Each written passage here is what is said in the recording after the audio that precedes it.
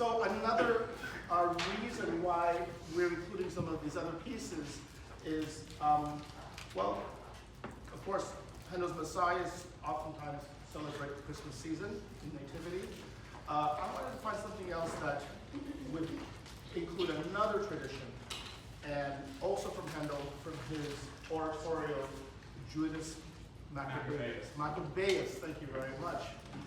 Which recounts not really the Hanukkah story, but a Hanukkah adjacent story, I think would be close about it, which is what I wanted to include. I asked Richard to help me select a couple of choruses. There's one really famous one that I know of because I was a Suzuki student, and in book 2 of Suzuki, we play See the Conquering Hero. It's book 2, is that right? And also it's in a lot of Christian hymnals. So this one we're going to sing first, and this is it's in the third part of the oratorio, and it starts with the kids' choir. It's basically like a procession, basically. Is that right?